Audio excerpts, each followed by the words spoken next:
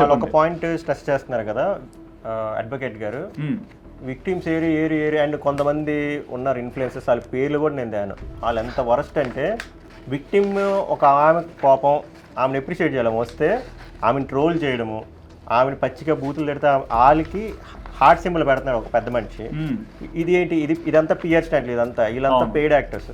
So ఈయన ఏమన్నారంటే మీరు ఇంత అరుస్తున్నారు కదా, ఎంత చేస్తున్నారు కదా, మరి విక్టిమ్ లేరు ఏంటి, టిప్పు కొడితే ఒకటే విక్టిమా, అది కూడా విక్టిమ్ కూడా కాదు, మీరే పెయిడ్, మీరే డైరెక్షన్. సో నాకు నా ఆన్సర్ ఏంటంటే విక్టిమ్స్ మీ దగ్గర రారు, ఎందుకు వస్తారు మీ దగ్గరికి? ప్రాబ్లమే మీతో అయినా మీ దగ్గరికి ఎందుకు వస్తారు? అంతే కదా, అదొకటి. అండ్ వస్తే మీరు ఒక్క పర్సన్ వస్తేనే మీరు సోషల్ మీడియాలో ఆమెను ఎంత ట్రోల్ చేశారు. అవును, విక్టిమ్స్ వస్తారు, మేము చూపించిన ప్రూఫ్ జస్ట్ 20%, దానికి మళ్ళీ మీరు ఏదో ఫిల్ చేసి చెప్పామనుకున్నారు, బట్ దానివల్ల మీరు ఇంకా ఎక్స్ట్రా ప్రూఫ్లు క్రియేట్ చేసుకున్నారు అగేన్స్ట్గా మీకే. విక్టిమ్స్ అందరూ ఎక్కడికి వస్తారంటే కోర్టుకు వస్తారు, ఆర్ మేము తీసుకెళ్తాం, మీ దగ్గరికి అయితే రారు. అది నేను క్లారిఫై చేద్దాం అనుకున్నాను. ఎందుకు మీ దగ్గరికి వస్తారు? మీ దగ్గర నష్టపోయిన వాళ్ళు మీ దగ్గరికి వస్తే ఏం జరుగుతుందో వాళ్ళకి తెలియదా?